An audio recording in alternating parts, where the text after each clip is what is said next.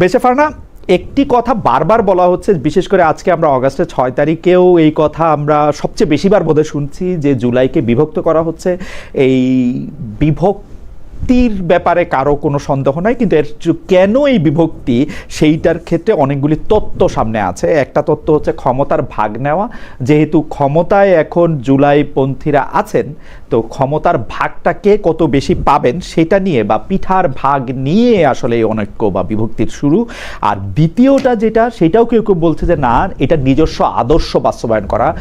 দ্বন্দ্বটা আসলে আদর্শিক, যেহেতু একই অপোনেন্ট ছিল, সবাই মিলে এক হলেও এখন আদর্শিক প্রশ্নে সবাই আলাদা আলাদা জায়গায় আছে। বেঁচে ফারানা, প্রথমে আপনার কাছে শুনি, তারপরে আমরা অ্যাডভোকেট কাইয়ুমকে শুনবো। আপনাকে অসংখ্য ধন্যবাদ। এই ব্যাপারে কোনো সন্দেহ নেই যে বিএনপি, জামাত এবং এনসিপি তিনটি ভিন্ন রাজনৈতিক দল, এবং তিনটি ভিন্ন রাজনৈতিক দলের যার যার রাজনৈতিক আদর্শ আছে। কিন্তু একই সঙ্গে এটাও তো অস্বীকার করার কোনো উপায় নাই যে জুলাইটা কোনো পার্টিকুলার পলিটিক্যাল পার্টির রাজনৈতিক আদর্শ বাস্তবায়নের লড়াই ছিল না। ইনিশিয়ালি এই লড়াইটা ছিল বৈষম্যের বিরুদ্ধে। বৈষম্য শব্দটিকে আপনি চাকরিতে কোটার মধ্যেও আটকে ফেলতে পারেন, আবার এই শব্দটির অনেক ব্যাপক বিস্তৃত অর্থ দিয়ে এই শব্দটিকে আপনি অনেক দূর পর্যন্ত নিয়ে যেতে পারেন। এটা নির্ভর করবে যে যেভাবে বিষয়টিকে দেখতে চায়। আমার কাছে জুলাইটাকে মনে হয়েছে এটা প্রথমত কোনো সরকার পরিবর্তনের আন্দোলন ছিল না। অর্থাৎ একটা সরকারের বদলে কেবল আরেকটি সরকার আসবে, এর বাইরে আর যা যেভাবে চলছে সেভাবেই চলবে, এই স্বপ্ন নিয়ে অন্তত আমি রাস্তায় নামি নাই জুলাইতে।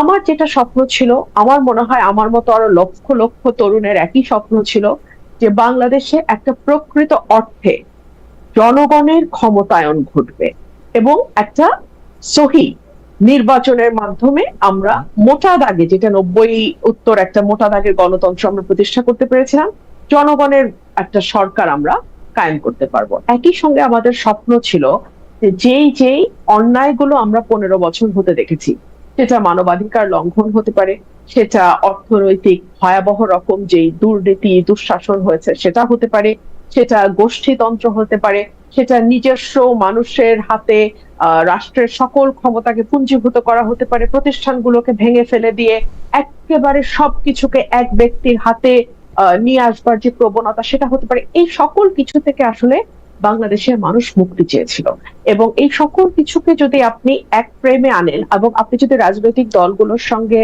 আলাপে বসেন, প্রাথমিকভাবে এই যে চাওয়াগুলো, বেসিক যে চাওয়াগুলো, এই ব্যাপারে কিন্তু কোনো দল বলতে পারবে না যে এটা আমার রাজনৈতিক দলের আদর্শ না। কোন দল কি বলতে পারবে আমরা ভোট চাই না? কোন দল কি বলতে পারবে যে আমরা মানুষের অধিকারে বিশ্বাস করি না? কোন দল কি বলতে পারবে আমরা একটা বৈষম্যহীন সমাজ নির্মাণ করতে চাই না, কিংবা আমরা দুর্নীতিকে আহ মানে আমরা দুর্নীতিকে গ্রহণ করি? কোন দল তো আসলে এটা বলতে পারবে না। সো আপনি যদি মোটা দাগে জুলাইকে বড় অর্থে দেখেন, বড় ক্যানভাসে আমরা দেখি, তাহলে আমরা দেখবো যে এখন আপনি যদি এটাকে আদর্শের লড়াইটা বলেন, আমি বলবো সেটা একেবারেই ভুল। কারণ দলগুলোর কোনোটার আদর্শের সাথে জুলাইয়ের মূল স্পিরিটের কিন্তু কোনো দ্বন্দ্ব নাই। তাহলে সমস্যাটা হচ্ছে কোথায়?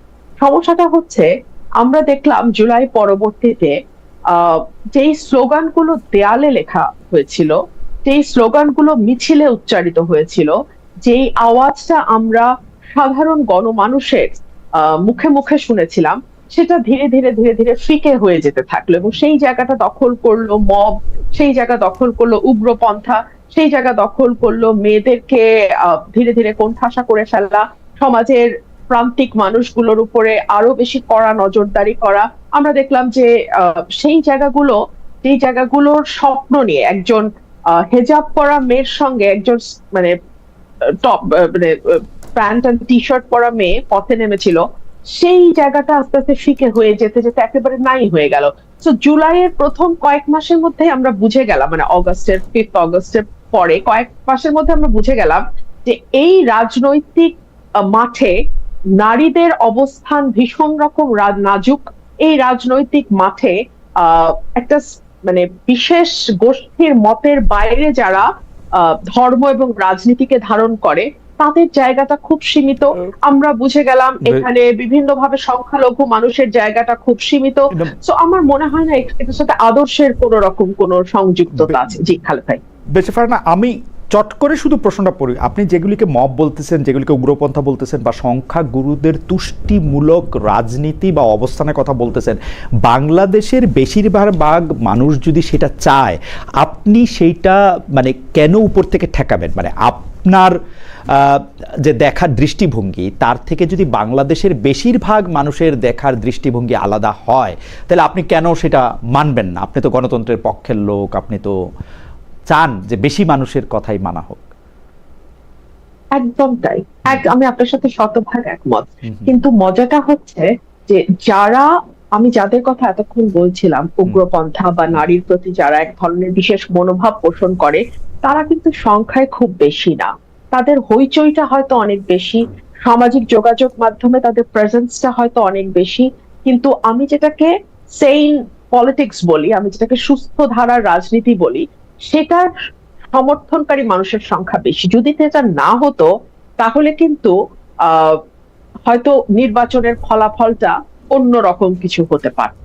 এবং নির্বাচনের আগে আগে কিন্তু সেই ধরনের একটা ভাইবও বাংলাদেশের মাটিতে দেওয়ার চেষ্টা হয়েছে। এবারে নির্বাচনটা বেঁচে ফারহানা, এমন কি হইতে পারে না যে তারা বেশি ভোট বিএনপিকে দিছে, কিন্তু তারা বিএনপিকেও সেরকমই দেখতে চায়? মানে বিএনপিকেও একটা সময়, মানে যে বিএনপিকেও তারা জি I know what you mean. জি, বিএনপিকে এখানে তার রাজনীতিটাকে ঠিক করতে হবে। বিএনপি কি করতে চায়? বিএনপি কি সেন্টার রাইটে যাবে? বিএনপি কি ফার রাইটের দিকে হাঁটা ধরবে? নাকি বিএনপি একেবারে সেন্ট্রিস্ট, যেটা দেশনেত্রী বেগম খালেদা জিয়া এবং শহীদ প্রেসিডেন্ট জিয়া রহমানের যেই দল, সেইভাবে বিএনপি তার দলটাকে পরিচালনা করবে? সমস্যা হচ্ছে যে একটা দলের ভেতরে, এবং বিশেষ করে বড় দলগুলোর ভেতরে অনেক রকম মতের মানুষ থাকে। আমি বিশেষ করে বিএনপির ক্ষেত্রে এটা আরো বেশি করে বলবো, বিকজ বিএনপি এবং জামাতের যে মৈত্রী, সেটা কিন্তু দীর্ঘ 25-30 বছরের মৈত্রী। সেই মানে 91 সাল থেকে শুরু হওয়া মৈত্রী, তাই না? মানে 36 বছর, my god, that's a long journey Khaled ভাই, ভেরি লং জার্নি।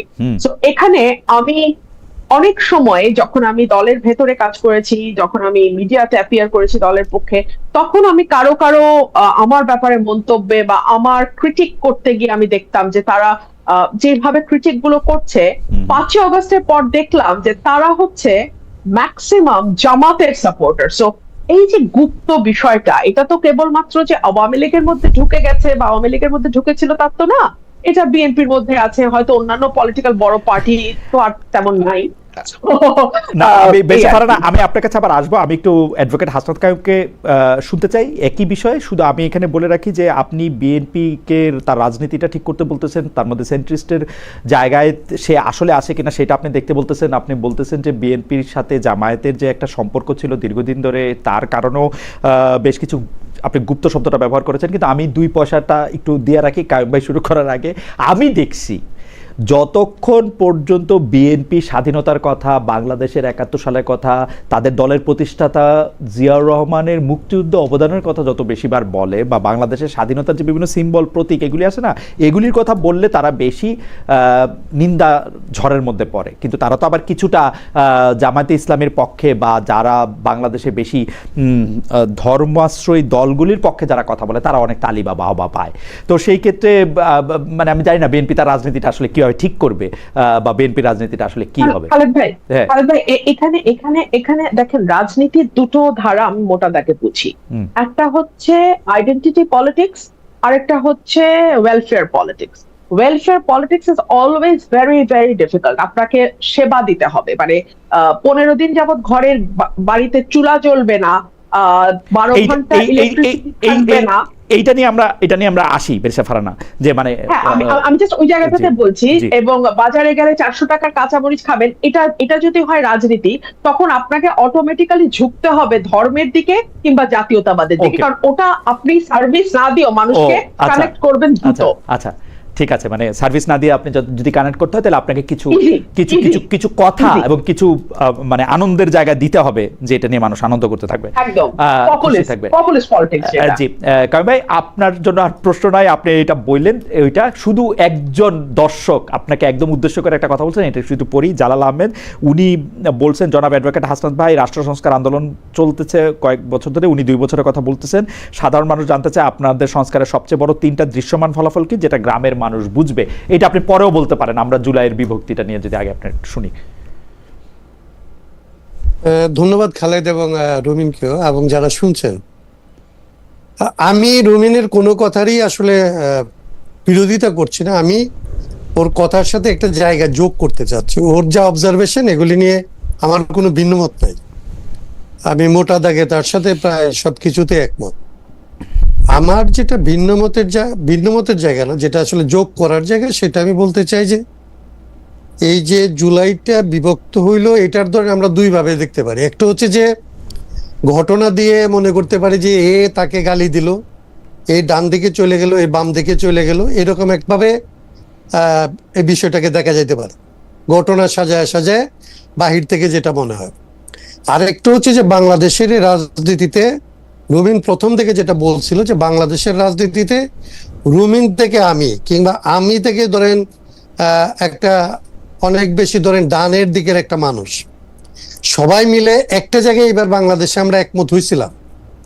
সেটা হচ্ছে যে কেবলমাত্র হাসিনার বিদায় না, হাসিনা হয়ে ওঠে যে শাসনতন্ত্রের উপরে দাঁড়ায়া যে ব্যবস্থাটা আসলে হাসিনাকে ফেসিবাদে পরিণত করে, ক্ষমতার বাইরে থাকলে যে হাসিনাকে আপা বলা যায়, এবং তারপরে হাসিনা ক্ষমতায় যাওয়ার পরে যে আসলে দানব হয়ে ওঠে, এইটুকু যে জায়গা, এই জায়গাটার আসলে একটা পরিবর্তন লাগবে। এটা নিয়ে আমাদের মধ্যে একটা ঐকমত্য তৈরি হয়েছিল।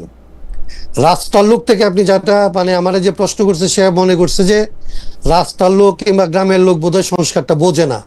বিষয়টা এরকম না। আসলে আমরা সবাই একটা বুঝছিলাম যে এই ব্যবস্থাটার পরিবর্তন লাগবে, এই মহিলাকে বিদায় করতে হবে এই জন্যে যে উনি এখন এই ব্যবস্থাটাকে আসলে পাহারা দিচ্ছেন, ওনাকে বিদায় করতে হবে, এই ব্যবস্থাটা বিদায় করতে হবে। এইটা হচ্ছে এক।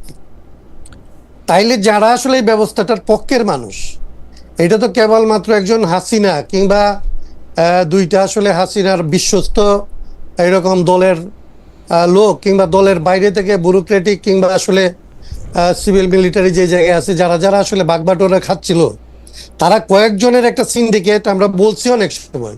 তো এটা শুধুমাত্র একটা সিন্ডিকেটের উপরে দাঁড়ায় ছিল না, এই সিন্ডিকেট দ্বারা উপকৃত হইতো, কিংবা এই সিন্ডিকেট দ্বারা উপকৃত হয় এরকম দেশে এবং বিদেশে আসলে তার একটা এক ধরনের একটা আসলে যোগাযোগ সূত্র থাকে। এবং তারা, আমি একটা শেষ করে ফেলি, 30 সেকেন্ড লাগবে। এইটার আসলে যারা লাভবান হইতে চায় এটা থেকে, তারা জানে যে বাংলাদেশটাকে এখান থেকে ফিরাইতে হলে, কিংবা বাংলাদেশটাকে আগের জায়গায় রাখতে হলে, কিংবা এরকম একটা জায়গায় রাখতে হলে বাংলাদেশকে আসলে বিভক্ত করা লাগবে। এটা হচ্ছে প্রথম শর্ত। ওকে, জি না কারণ আমি আপনার ফ্লোটাতে ইয়া করে না। জি আপনি শেষ করে দেন তাহলে, আপনি শেষ যে আমি শুধু তাইলে আমি এটা বলতেছিলাম যে দেখেন এই জায়গাটার বিভাজনটা শুরু হইলো কিভাবে।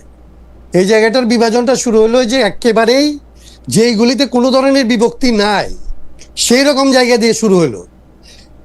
বাংলাদেশে মুক্তিযুদ্ধ, স্বাধীনতা, কিংবা আসলে যে নারীরা রাস্তায় নামবে, জিন্সের পাশে হিজাব, এইটা নিয়ে একদম ধরেন এটা সেটেল, এইটা সেটেল করেই তো আমরা আসলে হাসিনাকে তাড়াইলাম। তাইলে সেটেল বিষয়টাকে প্রথমে যে আসলে টার্গেট করা হলো, এটার অর্থ হচ্ছে যে যা আমরা করতে চাইলাম সেই জায়গাটায় থাকতে সেটেল বিষয়টাকে আসলে আনসেটেল করা, একটা ইমমেটেরিয়াল জিনিসকে মেটেরিয়াল করা, 71-এর মতো একটা বিষয়কে প্রশ্নের মধ্যে ফেলা।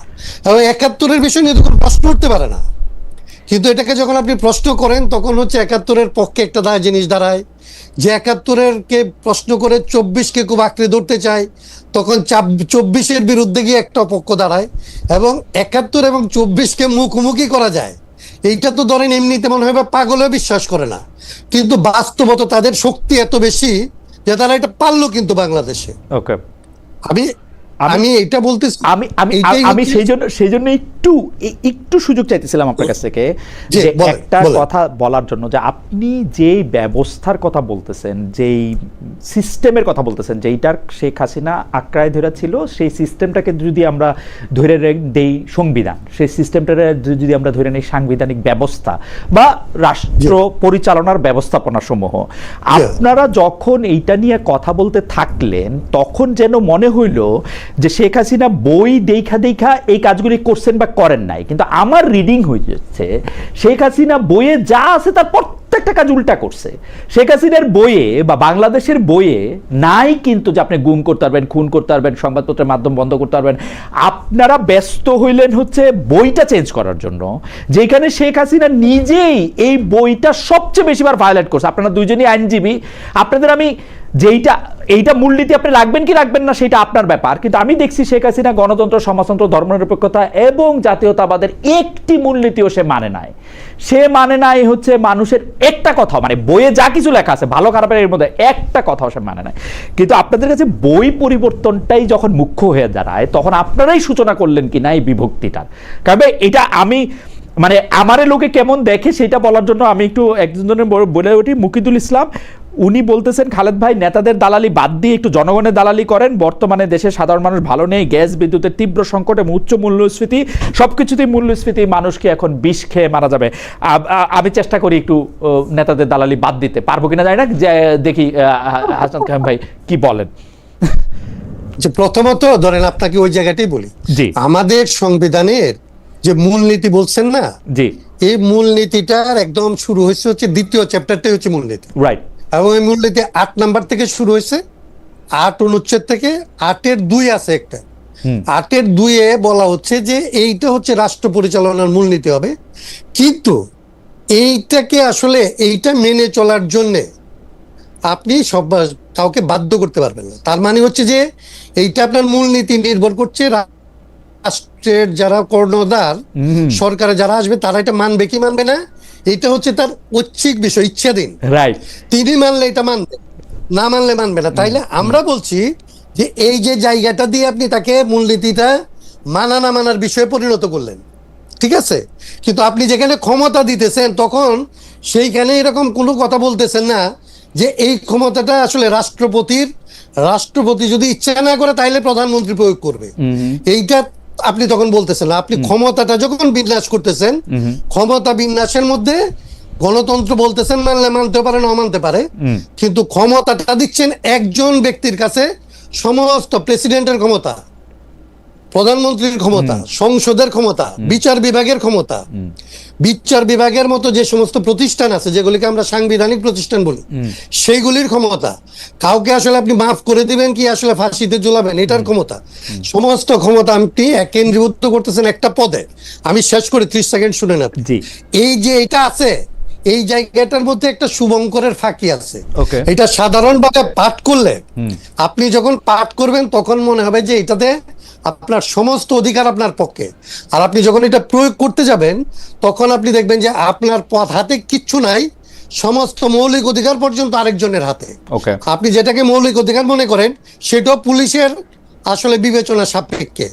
এই যে সাংবিধানিক ফাঁকিটা, এইটার উপরে দাঁড়ায়া প্রধানমন্ত্রী তার ক্ষমতাটা চর্চা করছে এবং ওইখানেই সে গুম খুন এগুলি সবগুলি করতে পারছে। ওকে, আপনি যখন, আমি এইটা বলে শেষ করি, জি, তাইলে এইটাকে যখন আমরা বললাম তখন আমরা কিন্তু বললাম না যে বইটাই সবকিছু, আমরা বললাম যে বইটা এবং এটার যে সাথে আইন কানুন, এবং যেটা তখন আমরা বলতে পারলাম না। আপনার প্রশ্নটা আমি নিচ্ছি এই জন্যে যে আমরা যখন রাষ্ট্র চিন্তা করি তখন আমরা বলছিলাম আমাদের স্লোগানটা হবে রাষ্ট্র, রাজনীতি এবং অর্থনীতি সংস্কার করতে হবে। ওকে, আমরা বাধ্য হইলাম রাজনীতি শব্দটা বাদ দিতে, কারণ হাসিনার আমলে যদি আমরা রাজনীতি সংস্কারের কথা বলতাম তাহলে আপনাকে যেরকম বলতেছেন নেতার দালালি, তখন একদম রাষ্ট্র চিন্তা যে হাসিনার দালাল হিসাবে মাঠে নামতেছে, এইটা ছিল নিশ্চিত। মানে তখন আপনি আমাকে কোনোভাবেই সেভ করতে পারতেন না। মানে তার মানে হচ্ছে যে রাজনীতি করার ক্ষেত্রে কতগুলি পর্যায় থাকে যে আপনারা বুদ্ধিজীবীরা বিশ্লেষণ করে যেটা যেটা বলতে পারেন, আমরা সেটা জানার পরেও মাঠে যখন নামি তখন অনেকগুলো ধাপের কথা বলি, অনেকগুলো ধাপের কথা বলতে পারি না। ওকে, কিন্তু আমার মনে হয় যে অ্যাডভোকেট হাসান কায়েম আপনার বক্তব্য একদমই পরিষ্কার। আমার মানে পরবর্তী প্রসঙ্গে আমি যাই, যে কারণ কিন্তু এইটা আমার একটা একাডেমিক জায়গা থেকে প্রশ্ন। আমার কাছে মনে হয় পৃথিবীর সবচেয়ে ভালো, আমি এখানে আরেকটু 30 সেকেন্ড বলি যে এই বিভাজনটা আরেক 30 সেকেন্ড বলি। হ্যাঁ, আমরা বলছিলাম যে সংবিধানের এই জায়গাগুলি, ব্যবহারিক জায়গাগুলিতে, যেখানে আমার এবং রুমিনের এক্সপিরিয়েন্স একই হয়েছে, 50-55 বছরে আমাদের যে এক্সপিরিয়েন্স, ওই এক্সপিরিয়েন্সের জায়গাটাই কোথায় কোথায় সংশোধন করতে হবে, পরিবর্তন করতে হবে, এই জায়গাটাই আসি। বাকি যেগুলি ফিলোসফিক্যাল পার্ট, এইটাকে আমরা আসলে আলোচনার বাইরে রাখি। আমাদের তরুণদেরকে এটা বুঝাইতে পারছিল যে হাসনাত কায়েম যেটা বলতেছে এটা না, মূলনীতি ফেলাই দিতে হবে, এইখানে আসলে ধর্মনিরপেক্ষতা ফেলাই দিতে হবে, সমাজতন্ত্র ফেলাই দিতে হবে। তর্কটা আমরা তাদেরকে বলছিলাম যে এটা লম্বা তর্ক, এটা করতে পারবে না বাবারা, এটা মাগরিবের ওয়াক্ত, এই শক্ত কাজা হয়ে যাবে।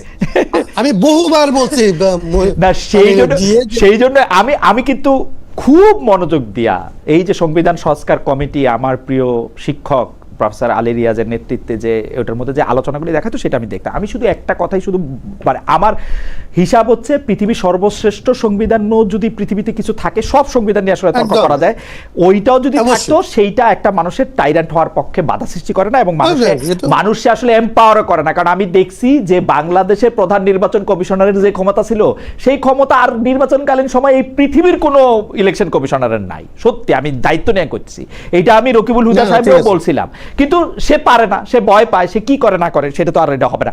অন্য প্রসঙ্গের মধ্যে যাই, সেইটা হলো শেখ হাসিনার সংবাদ সম্মেলন, কথিত সংবাদ সম্মেলন। অনেকে আবার আমাকে মেনশন করছেন যে এইবার খালেদ কি বলবে। আমি বলছি যে উনি মুখ দেখায় না কেন, মুখ দেখা একটা ইন্টারভিউ দেয় না কেন, সেটা আমি বলছিলাম। সেইটার জন্য দুই পক্ষের হচ্ছে দুই পক্ষের হলো ঝাড়ি হুমকি এগুলি। এক পক্ষ হচ্ছে কেন আমি শেখ হাসিনার ইন্টারভিউ নিতে চাইছি, সেইটা আমি বিরাট বড় অন্যায় করে ফেলছি। আরেক পক্ষ হচ্ছে কেন আমি বলছি যে শেখ হাসিনার ইন্টারভিউ তো পৃথিবী সবাই নিতে চায়, উনি মুখ দেখায় ইন্টারভিউ একটা দেয় না কেন। এখন উনি একটা কথিত কমুনা, এটা তো সংবাদ সম্মেলনই না, বড় বড় এরা করছে, কিন্তু ওইটা তো উনি মুখ দেখায় নাই। কিন্তু এরপরে আবার সরকার একটা প্রতিক্রিয়া জানাইছে। আমরা প্রথমে অ্যাডভোকেট কায়েম আপনার কাছে জানতে চাইবো যে শেখ হাসিনার এই সংবাদ সম্মেলন বাংলাদেশের রাজনীতিতে এর গুরুত্ব, যেই সংবাদ সম্মেলনে উনাকে আবার দেখা যায় নাই, এখন দেখা না যাওয়া সম্পর্কে আমি আর কি বলবো। তো ওইটার রাজনৈতিক গুরুত্ব এবং সরকারের প্রতিক্রিয়া, এই দুইটা নিয়ে যদি আপনি একটু বলেন, আমরা একই প্রসঙ্গে বেশে ফারানার কাছে যাবো। একটু ছোট, আমাদের অনেকগুলি বিষয় জমে গেছে কায়েম ভাই, একটু ছোট। আমি একদম এক লাইনে বলি যে আমি এটা এর আগে বলছিলাম, আসলে শেখ হাসিনা যদি সংবাদ সম্মেলন করে, তাকে তো আসলে সংবাদ সম্মেলন করতে দেওয়াই উচিত, ওনাকে করতে দেওয়া উচিত। ওনার দুইটা অপশন আছে, মানে বাংলাদেশের মানুষের কাছে ওনার একটা কথা বলার আছে যে প্রথমত ক্ষমা চাই, শেষ পর্যন্ত ক্ষমা চাই, এবং জীবনে মরণে ক্ষমা চাই। এর বাইরে ওনার কোনো রাজনৈতিক আলাপ শুরুই ওনার করতে পারবেন। আমি শেখ হাসিনাকে যদ্দূর বুঝি, আমি যদ্দূর জানি, ওনার পক্ষে কথা বলা আদৌ সম্ভব না। তাহলে বাকি যে কথা বলবে, শেখ হাসিনার রাজনীতির যদি কোনো অবশেষ থাকে বাংলাদেশে, সেইটা তো বাংলাদেশ থেকে উনি নির্মূল করবেন। উনি বাংলাদেশের রাজনীতিতে আর ঢুকার ওনার কোনো জায়গা নাই। যদি আসলে প্রথমত 96 সালে কিছুটা পারছিল যে ক্ষমা চেয়ে উনি শুরু করছিলেন, এবং ওনাকে ওইটাই ওনার কাজ ছিল, তো ওইটা এখানে হয় নাই। এইটা নিয়ে এত উত্তেজিত হওয়া, এটাকে রাগরাগ করা, গুড়গুড় করা, এটাকে করতে দিবে না করতে দিবে, এইগুলির আসলে কোনো, আমি এটার এরকম কোনো গুরুত্বপূর্ণ জিনিস বলে আমি মনে করি না।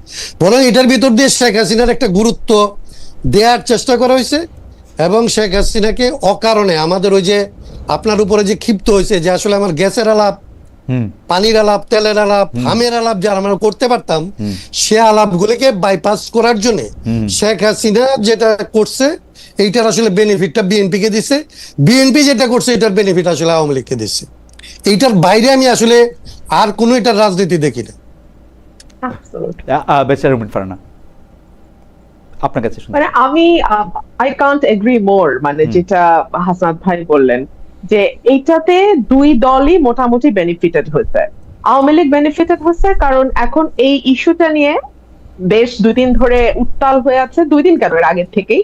আর বিএনপি বেনিফিটেড হচ্ছে কারণ আমরা এখন ভয়াবহ গ্যাস সংকট, যেটা আমি আমার প্রথম আলোচনা একটু বলার সুযোগ পেয়েছিলাম, ভয়াবহ গ্যাস সংকট। আমি গ্রামে থাকি, সপ্তাহে 3 দিন খালেদ ভাই 12 থেকে 14 ঘন্টা গ্রামে কারেন্ট থাকে না।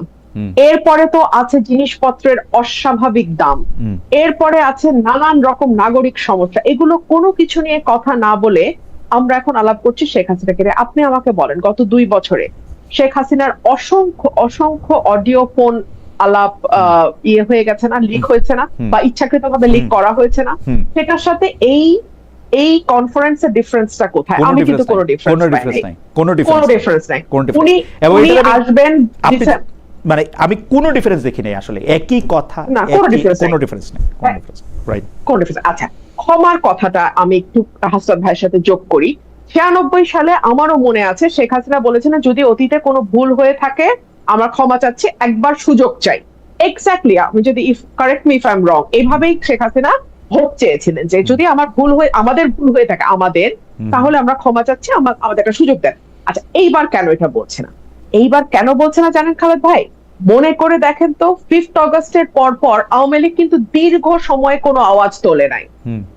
এরপরে আস্তে আস্তে আওয়ামী লীগ সমর্থক যেই সাংবাদিকরা আছেন বা যারা হয়তো মিডিয়াতে কাজ করেন, তারা একটু করে ঘুরিয়ে বিভিন্ন কথা বলা শুরু করলেন, এবং তারা এই কথাটা খুব আস্তে আস্তে আওয়াজটা বাড়া শুরু হলো তখন, যখন দেখা গেল যে বাংলাদেশে একটা বিন্দু পরিমাণ সুশাসন গত 2 বছরে কোন সরকার কায়েম করতে পারে নাই।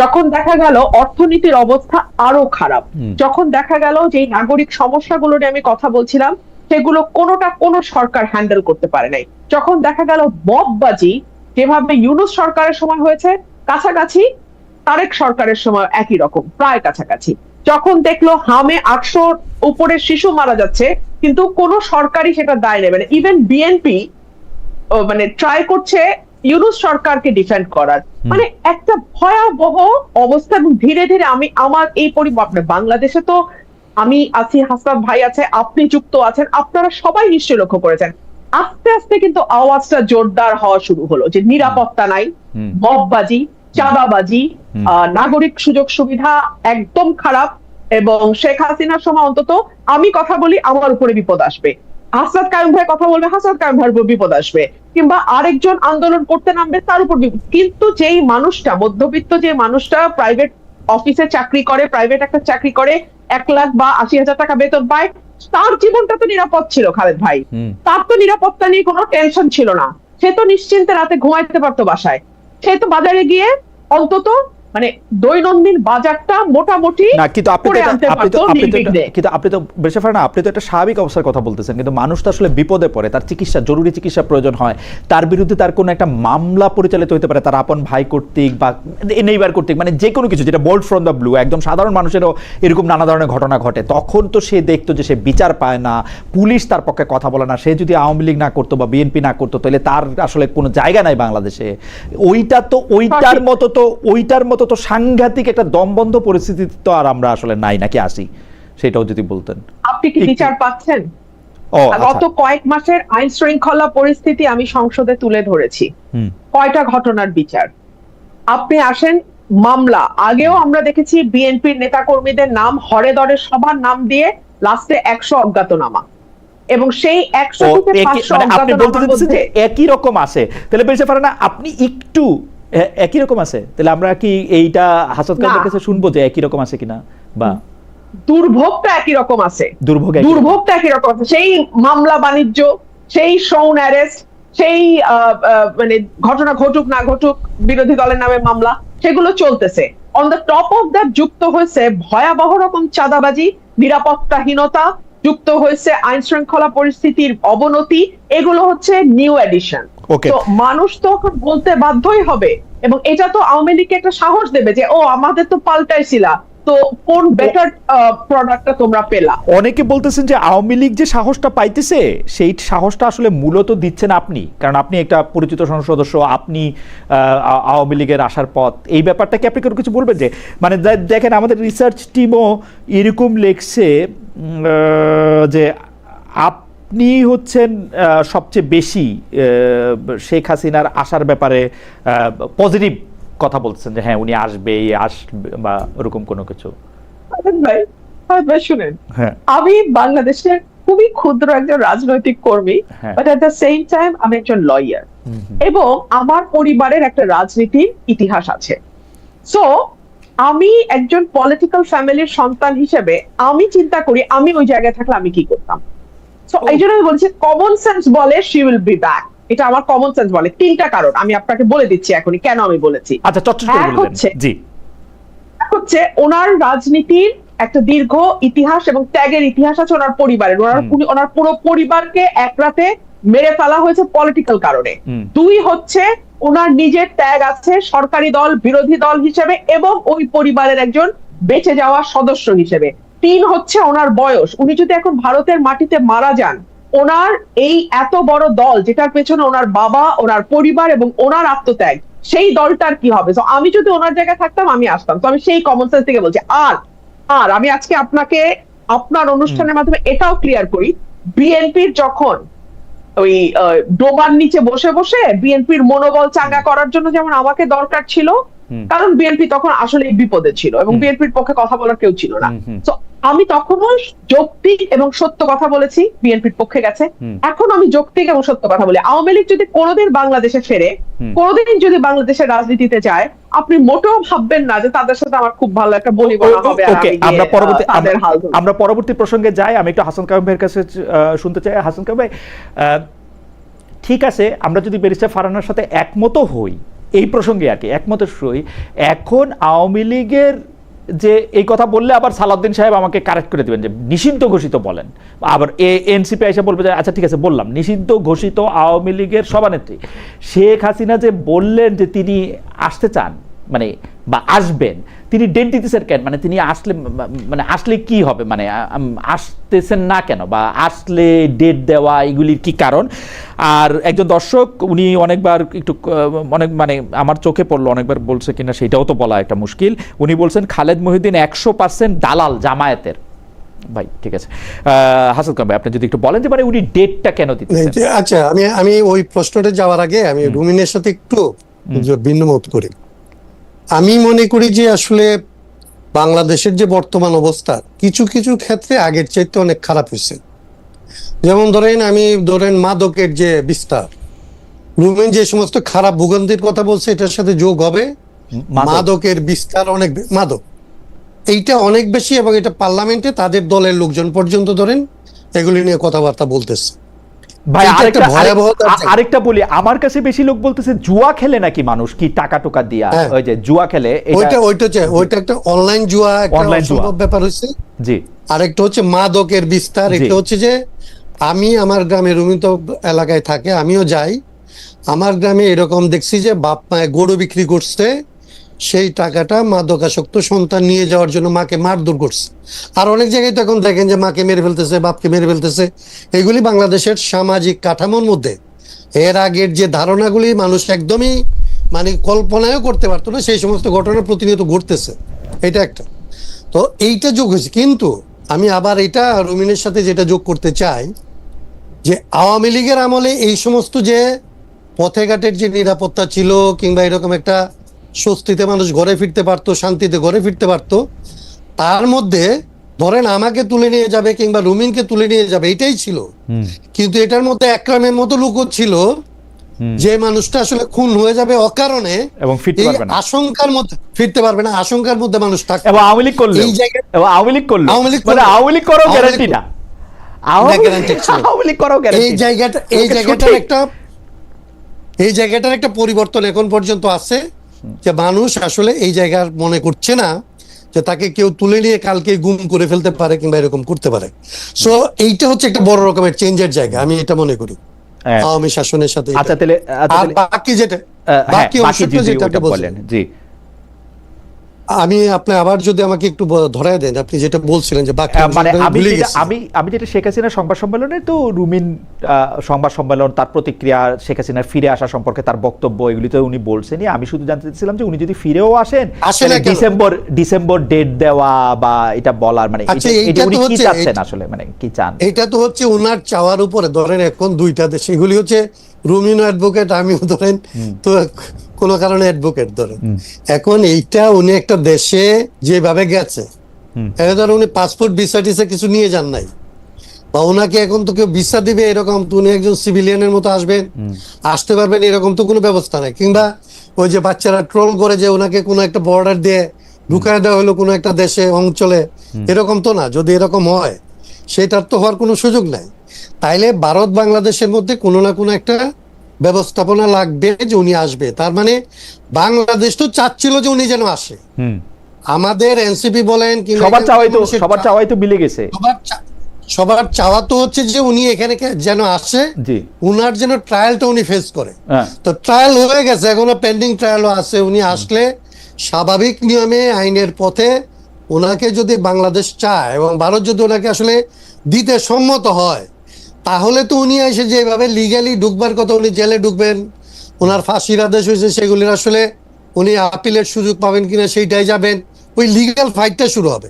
কিন্তু উনি যেভাবে যে আমি অমুক তারিখে আসবো এবং এই কথাগুলি নিয়ে আলাপ হইতে থাকে এবং এই আলাপগুলি পত্র পত্রিকা টেলিভিশন ছাপতে থাকে, এইগুলি নিয়ে আমাদের মতো লোকজন তর্ক করতে থাকে, এটার কোনো অর্থ আমি বুঝি না। আমি বুঝি যে এইরকম মানে বাস্তবতা বিবর্জিত, মানে কোনো ধরনের পদ্ধতিগত আলাপ ছাড়া উনি আসতেছেন এবং উনি ডেট দিয়ে আসবেন। কেউ এখানে তাকে ক্যান্টনমেন্টে আর এই বিমানবন্দরে ঠেকাইতে যাবেন, কেউ না, আমি এটা বুঝতেই পারি না। আমি এই আলাপটা বোঝার তো কিছু, এই আলাপটার তো আসলে কোনো আলাপ না, এটা তো প্রলাপ। এবার আমরা পরবর্তী প্রসঙ্গে যাই। বেরসা ফারানা থেকে শুরু করি। বেরসা ফারানা, এটাও একটু কমন প্রশ্ন যে জাতীয় নির্বাচনের পর থেকে ঢাকা বিশ্ববিদ্যালয়ে প্রায় মুখোমুখি অবস্থানে চলে যাচ্ছে ছাত্রদল ও ছাত্র শিবির। গতকাল না, মানে আসলে আমেরিকার দিনের হিসাবে বাংলাদেশের হিসাবে আরেক দিন আগে জগন্নাথ বিশ্ববিদ্যালয় ঢাকা কলেজ ও ঢাকা আলিয়া মাদ্রাসার সংঘর্ষে জড়িয়ে পড়েছে, মঙ্গলবার দিন আসলে জড়িয়ে পড়েছে এই দুই ছাত্র সংগঠন। জগন্নাথ বিশ্ববিদ্যালয়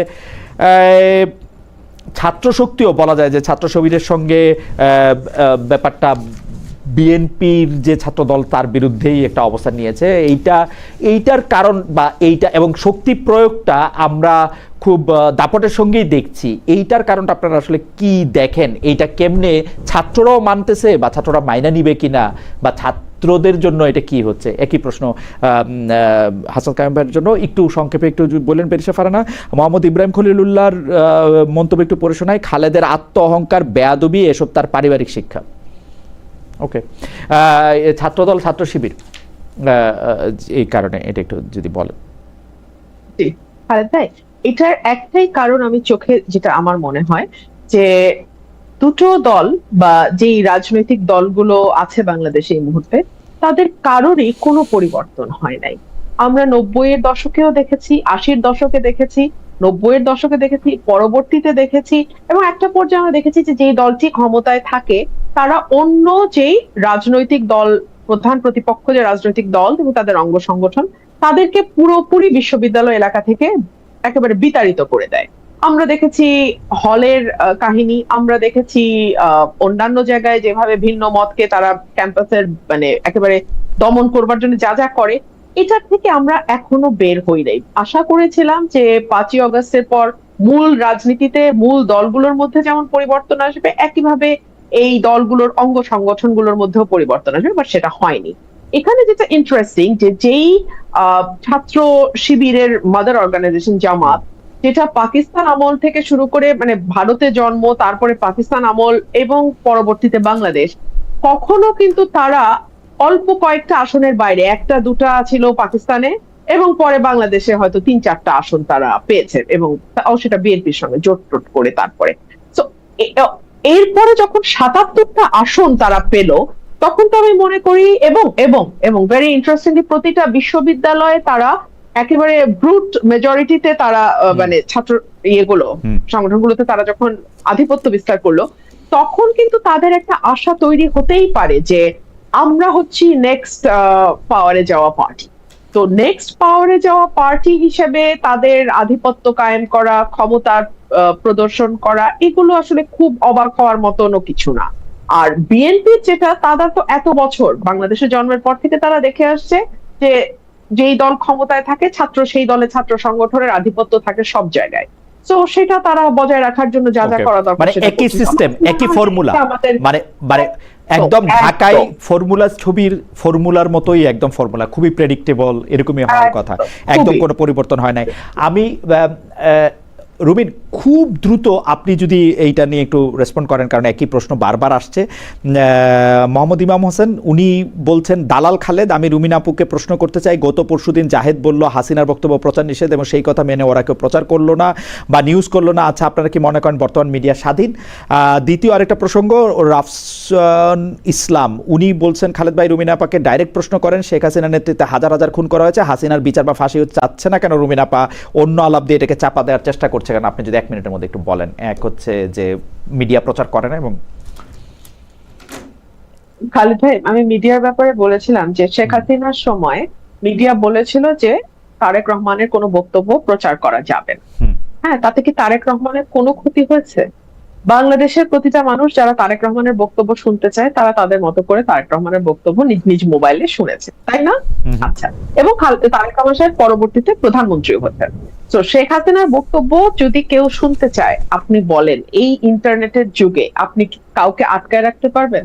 তো এটা খামোখা, এটা যখন তারা করে তখন যেটা হয় যে আগের সরকারের আমলেও তারা বাক স্বাধীনতায় বিশ্বাস করে না, ভিন্ন মত দমন করে, এই অ্যালিগেশন গুলো আসছে। এই সরকারের আমলেও বিএনপি যে চেয়ে পড়ে তাদের ঘাড়ে এই অ্যালিগেশন গুলো নিচ্ছে যে তারা ভিন্ন মতে বিশ্বাস করে না, তারা দমন করতে চায়, মিডিয়াকে কন্ট্রোল করে, ইত্যাদি ইত্যাদি। আচ্ছা, আরেকটা যেটা আমাকে প্রশ্ন করেছে, আমি ফাঁসি চাই না বা কি চাই, আমি বিচার চাই ভাই। আমি সবার সুষ্ঠু ন্যায় বিচার চাই। এমনকি আমি জামাতে ইসলাম মানে আমি, অনেকে বলছে যে রুমি তো বিএনপি থেকে বের হয়ে হয়তো জামাতে গেলে সুযোগ সুবিধা কিছু বেশি পেত, সময় বেশি পেত, একটা অর্গানাইজ ফোর্স তার সঙ্গে থাকতো। আমি তখন বলেছিলাম যে যেখানে আদর্শের ন্যূনতম মিল নাই সেখানে কেবলমাত্র কিছু সুবিধার জন্য তো একটা দল যাওয়া কোনো অর্থ নাই। তো আমি কিন্তু সেই আদর্শিক ভাবে 180 ডিগ্রি মানে উল্টা থাকা সত্ত্বেও আমি কিন্তু বলেছিলাম, জামাতের যখন হিউম্যান রাইটস ভায়োলেট হয়েছিল আমি বলেছিলাম যে না, এই হিউম্যান রাইটস তাদেরকে দিতে হবে। আপনি ইভেন যখন আবরার হত্যাকাণ্ড হলো আমি বলেছিলাম যে you can't give a dog a bad name and kill it. এই প্রিন্সিপাল আপনি চলতে পারেন না। আপনি একটা মানুষকে চেরি পিকিং এর মতো করে আপনি তাকে একটা তকমা দেবেন শিবির আর তারপর তাকে হত্যা করবেন, এটা চলতে পারে না। বাট দ্যাট ডাজন্ট মিন যে আমি জামাতের রাজনীতিকে সমর্থন করি। একইভাবে সেটা জামাত হোক, আওয়ামী লীগ হোক, বিএনপি হোক, জাতীয় পার্টি হোক, যেটাই হোক, যেখানে মানুষের নাগরিকের অধিকারের প্রশ্ন আসবে সেখানে আমি কথা বলবো। এটা আপনার ভালো লাগলেও বলবো, আপনার ভালো না লাগলেও বলবো। অ্যাডভোকেট হাসনাত কায়েম, ছাত্রদল এবং ছাত্র শিবির এবং আধিপত্য বিস্তার নিয়ে আমরা খুব শুনতাম আওয়ামী লীগের আমলে, আধিপত্য বিস্তার নিয়ে। এটা তখন আওয়ামী লীগের আমলে তার কেউ ছিল না, ছাত্রলীগ দুই গ্রুপের মধ্যে। এই আধিপত্য বিস্তারটা কি ছাত্রদের মধ্যে, মানে সাধারণ ছাত্রদের মধ্যে অনেক বেশি কাম্য? মানে এইখানে তারা কি পপুলিস্ট রাজনীতিটাই করতেছে কিনা? মানে বেশি সংখ্যক ছাত্র চাইতেছে যে এটা হয় শিবির দখল করুক বা দল দখল করুক বা এনসিপির যে ছাত্র শক্তি আছে তারা দখল করুক, এইটার ক্ষেত্রে কি তারা একটা পপুলিস্ট রাজনীতি করতেছে? মানে ছাত্ররাই কি চায় যে একটা দখলদারিত্বের একটা রাজনীতি থাক শিক্ষাঙ্গনে? না, প্রশ্নটা যেটা হয়, মানে ঘটনাটা যেটা হয় যে কিছু কিছু ক্ষেত্রে কোনো কোনো মানুষের কাছে আসলে ক্ষমতা কিংবা ক্ষমতার ধারণা আসলে তৈরি হয় কারো কারো সম্ভব। ধরেন আপনার যখন রাকসু থেকেও জিএস, তাহলে রাকসুর জিএস এর কিছু ক্ষমতা আছে এইটা মনে করা হয়। কেন? সে ক্ষমতা দিয়ে আসলে বিসির সাথে কথা বলে, প্রক্টরের সাথে কথা বলে, কলের কমিটির সাথে কথা বলে, একজনকে বের করে দিলে বিচার করে, একজনকে আসলে সিট দিতে পাইতে বিচার হেল্প করে, এরকম।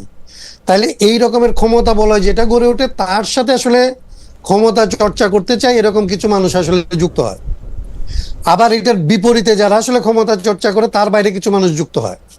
যেই মানুষেরা ধরেন হতাশ হয়েছে এবারের অভ্যুত্থানের পরে, সেই মানুষেরা আসলে কোথাও আসলে আর যাইতে চায় না। প্রাইভেট ইউনিভার্সিটিকে দেখলে আপনি বুঝবেন যে অভ্যুত্থানের পরপর, এই যে বিভাজনের গল্প বললেন না, অভ্যুত্থানের পরপর সবাই ঘরে গিয়ে আসলে পড়াশোনা শুরু করলো, মনে করলো এত কিছুর পরে যখন আসলে পরিবর্তনটা হইলো না, তাহলে রুমিন আর আমি না হয় মিশন নিছি যে আমার সারা জীবন আমি মানুষের জন্য কথা বলতেই থাকবো। একটা ছেলে একটা যে একাডেমিক জীবনে গেছে, ও তো এটা করার জন্য যায় না, ওর তো এটা মোটো না। ওর মোটো তো ওর একটা সিম্পল লাইফ, ও আসলে একটা কেরিয়ার বিল্ড আপ করবে, একটা শান্তিতে থাকবে, চাকরি পাবে, পড়াশোনা করার পরিবেশ পাবে, ওরকম। তাহলে যারা পপুলিস্ট আর যারা সাধারণ ছাত্র তারা তো এটা চায় না, কিন্তু তারা যারা এটার শিকার হয় তাদেরকে যেহেতু তারা সংঘবদ্ধ থাকে না, তারা দলবদ্ধ থাকে না, এটাকে প্রতিরোধ করার জন্য বারবার সে আগে আসতে পারে না। এই ঘটনাটাকে ধরেন ব্যবহার করে কি হয়েছে আপনি দেখেন। আমরা মনে করছিলাম ছাত্র সংগঠনগুলি হইলে এগুলি ছাত্রদের প্রতিনিধিত্ব করবে, সবগুলি ছাত্র সংগঠন, অনেকগুলি ছাত্র সংগঠন হইল, এবং যে সমস্ত প্রতিষ্ঠানে ছাত্র সংগঠন আছে, আপনি ধরেন এই যে শিবির, জামাতের কথা বলা হলো, শিবিরের কথা বলা হলো, এদের সম্পর্কে একটা ইমপ্রেশন ছিল যে এরা ভালো মানুষেরা করে, এরা আসলে ওদের চরিত্র অন্যদের চাইতে ভালো। কেবলমাত্র কয়দিন একটু ক্ষমতা পাইছে, দেখেন আপনি ক্ষমতার সাথে না হাসান কাবে, আমি প্রশ্নটা কোথায় করতে চাইছিলাম, প্রশ্নটা হচ্ছে যে ঢাকা বিশ্ববিদ্যালয়, রাজশাহী বিশ্ববিদ্যালয়, জগন্নাথ বিশ্ববিদ্যালয়, জাহাঙ্গীরনগর বিশ্ববিদ্যালয়ের মতো বড় 4টি বিশ্ববিদ্যালয় সহ দেশের যেসব শিক্ষা প্রতিষ্ঠানে আসলে ছাত্রছাত্রীরা ভোট দিতে পারছে, তারা যে একটা নির্দিষ্ট মতবাদের আদর্শের, এখন বলে যে আমি শিবির না, আমি জামায়াত না, বা আমি অমুক না, কিন্তু জনাব সালাউদ্দিন আম্মারের রাজনীতিটা তো বোঝার পরেও তাকেই আসলে ভোট দেওয়া হয়েছে। উনি দুইটা জিনিস আমি বলি, আমি বলি রাজশাহী বিশ্ববিদ্যালয়টা আমি একদম বলিনি, আমি দেখলাম উনি শিক্ষকদের জিজ্ঞেস করতেছেন আপনি এখন এখানে এটা কেন করতেছেন, আমাকে কেন ডাকতেছেন না, উনি এইটা করতেছেন, এবং উনি গর্বিতভাবে বেলচা হাতে যাইতেছেন। উনার সভাপতি আবার বলতেছেন যে সাংবাদিক উনার জন্য ভালো করে কথা বলবে তারেও আমি এটা করে দিব।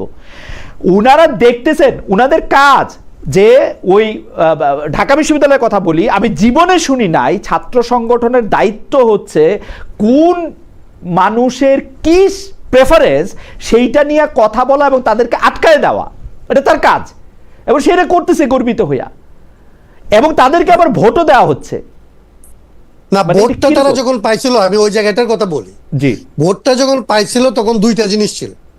ভোটটা যখন তারা নিছে তখন আসলে তাদের সম্পর্কে ইমপ্রেশনটা ছিল এরকম, যেটা বললাম যে ক্ষমতা পাওয়ার পরে যে চর্চাটা করতেছে, এই চর্চাটা তার চর্চা না, এর বিপরীত চর্চাটা তার চর্চা, এরকম একটা ইমপ্রেশন ছিল। কিন্তু পাওয়ারের পরে আসলে পাওয়ারের যে ক্যারেক্টার, সেই ক্যারেক্টারটা এমনকি জামাতের বেলায়ও বের হয়ে আসতেছে। আমি তো বলি যে আসলে যখন দেখেন এখন আওয়ামী লীগকে কোনো দর্শনকারীদের মধ্যে আওয়ামী লীগ পাবেন না, সব দর্শনকারী হয় জামাত হবে অথবা বিএনপি হবে, মানে এইটা হচ্ছে একদম কমন, মানে কখনো আপনি পাবেন না পাওয়ারের সাথে নাই সে দর্শন করতেছে, এরকম রোগটা পাবেন না। কিন্তু আমি এটা বলতেছি এই কারণে আমি বলি যে ছাত্ররা যখন তাদেরকে ভোটটা দিছিল তখন তাদেরকে মনে করছিল যে ওই সমস্ত প্রচলিত পাওয়ারের বাইরে এসে তারা ছাত্রদের পক্ষে একটা অন্য রকমের বন্দোবস্ত তারা তৈরি করবে। কিন্তু রাজশাহী বিশ্ববিদ্যালয়ে আপনি দেখছেন এটা, এখন কালকেই এটা প্রতিরোধ হবে আমি এটা মনে করি না। কিন্তু এইটা আসলে আমি যেটা বলছিলাম যে ছাত্র দলের উচিত ছিল এই পথে না হাইটে তার রাজনীতিটা করা। তো ছাত্র দল তো স্বাভাবিকভাবে সে পাওয়ারে আছে, সে মনে করতেছে পাওয়ার প্র্যাকটিস করবো আমি, তুই আম্বার কেন, তো তুই বেল চালিয়ে গেলে আমি আসলে পিস্তল নিয়ে যাব, এবং সেখানে ছাত্র দলের সাথে আপনি কথাটা একটু শুরু করে দেন, তারপর আমরা একই প্রশ্ন নিয়ে আসলে বেঁচে ফারানের কাছে যাই। আমি শুধু জানতে চাই, গতকাল একজনের দেখলাম যুব দলের উনি একটা সবুজ রঙের লাঠি দিয়ে একে মারে, তারে কি করে, তারে জিজ্ঞেস করে, এবং উনার পিছনেও আমি অনেক মানুষ দেখতে পাচ্ছি, মানে অনেক ছাত্র যুবা, এরা কারা আসলে সবাইকেই ক্ষমতার ভাগ পায়, মানে কিভাবে একটা লোকের রাস্তায় দাঁড়ায়া জিআই পাইপ দিয়ে আরেকটা লোকরে মারবে সেটা সে বলে, হেলমেট পরে, যুব দলের কি জানি নাম, ওনার নাম ওই যে নয়ন সাহেব, পুরো নামটা ভুলে গেছি, ওই মানে এর পিছনের লোকরা কারা, মানে আপনি তো রাজনীতি করেন, মানে এরা কারা, এরা সবাই কি বিএনপির, সবাই ছাত্র দলের, সবাই যুব দলের, মানে নিশ্চয়ই এরা ছাত্র দল কখন, এটা হচ্ছে আসলে এবং এরা বেনিফিট পায়, না নিশ্চয়ই বেনিফিট পায় অথবা বেনিফিটের ইমপ্রেশনে থাকে, বেনিফিট পাবে এটা আশা করে। আচ্ছা, সবাই যে বেনিফিট পায় গেছে এরকম, কিন্তু বেনিফিট যেখানে পাওয়ার পথ হচ্ছে এইটা ওনার পেছনে যাওয়া এবং ওনার সাথে গিয়ে একজনের মাথায় বাড়ি দেওয়া, ওনার সাথে গিয়ে একটা ছেলেকে আসলে ধরে নিয়ে আসা, এইটাই যে এখানকার রাজনীতি। এই মাফিয়া তন্ত্র এবং রাজনীতিকে তো সমার্থক করে ফেলা হয়েছে। চাঁদাবাজি, ধান্দাবাজি, কিংবা ধরেন এই যে ড্রাগবাজি, সালিশবাজি, এইগুলি সবচেয়ে বড় কথা হলো আইন নিজের হাতে তুলে নেওয়া। আমাকে সবক দিতে আসে, আমি যখন জিজ্ঞেস করলাম যে ভাই আপনাদের এক বড় নেতাকে দেখলাম বা আপনারই দেখলাম রাস্তা আদ্যা তুলে ফেলেন, মানে এটা কিরকম, আমাকে সবক দিতে আসে, তাইলে কি ওই মানে কি আমাকে কি তাইলে কি বিশেষ পাশ দিয়া পুলিশ হইয়া কইছিলাম যে ভাই আপনি সরকারে গিয়া করেন এগুলি কি, এবং এগুলি করে তারা গর্বিত, আইন নিজের হাতে তুলে নিয়ে আবার গর্বিত, এটা কিরকম, এবং জনগণ ওদের সাপোর্ট করে, এটার হিসাবটা কি আসলে? এটার একদম শুরুটা হচ্ছে একদম উপর থেকে, আমাদের রাজনীতিটাকে আমরা মাফিয়াতন্ত্র এবং রাজনীতির মধ্যে কোনো পার্থক্য রাখি নাই। আমরা যেটা বলি তার বিপরীতটা আমার নেতা করবে, এবং আমি এই নেতাকে অনুসরণ করলেই আমি জাগতিক কিছু একটা বেনিফিট, কোনো একটা বেনিফিট, অ্যাটলিস্ট আমাকে আরেকজন এসে মারবে না এরকম একটা সামর্থ্য, কিংবা আমার মেয়েটা স্কুলে যাবে, আমার এই পরিচয় থাকলে আমার মেয়েটাকে ওইখানে গিয়ে শীষ দিবে না, এইটার জন্য হইলে অনেকে তাদেরকে অনুসরণ করে। মানে দুই রকম ভাবে অনুসরণ করে, একটা হচ্ছে আমি অমুকের মেয়েকে তুলে নিয়ে আসবো তাইলে করি, আর একটা আমি মনে করি যে ক্ষমতাটা যেহেতু তার হাতে, তাহলে তার সাথে থাকলে আমার মেয়েটা স্কুলে যাওয়ার সময় নিরাপদে যাবে। এইটা এইটারই সংস্কারের কথাটার জন্য আসলে রুবিন যেটা বলছিল প্রথমে, যে বাংলাদেশের মানুষ এইরকম অবিশ্বাস্য ভাবে আসলে বন্দুকের সামনে দাঁড়াইলো, এটা দাঁড়াইছিল এই আশা থেকে, কিন্তু আমরা গত 2 বছরে এটাকে একদম সাকসেসফুলি এটা মিথ্যা প্রমাণ করতে পারছি। ওকে, বেশেফারনা, আপনার কাছে কি মনে হয় যে মানে এই যে এই প্রত্যক্ষ অন্যায়ের পিছনে এত মানে অন্যায় যে করতেছে, মানে আমার তো এটা বুঝতে কোনো সায়েন্স পড়া লাগে না যে যেই লোকটা জিআই পাপ বা হেলমেট হাতে নিচ্ছে সে যুবদল করুক, আর যেই লোকটা বেলচা হাতে নিয়ে বলতেছে বেলচা দিয়ে পিটাইয়া গর্ত করে থুয়ে দিব এটা অন্যায়, অথবা যে লোকটা মাঠের থেকে কি বলে রাস্তা টান দিয়ে এরকম তুলে ফেলতেছে, তারপরও তাদের পিছনে এই লোকটা থাকার কারণটা কি? মানে মানে এইটার ফিলোসফিটা কি? মানে আমি ভালো খারাপ ন্যায় অন্যায় আমি এটা বললাম না, কিন্তু জনগণ তো তাদের সমর্থন করতেছে এইটা বলা। আমি একটু আরেকটা দর্শকের একটু মতামত পড়ি। উনি বলতেছেন খালেদ নিজেই সমালোচনা, তার নামটা পড়তে পারতেছি না পুরোপুরি, RH.info, খালেদ নিজেই সমালোচনা নিতে পারে না, ওনাকে কেউ সমালোচনা করলে উনি খুবই বিরক্ত হন।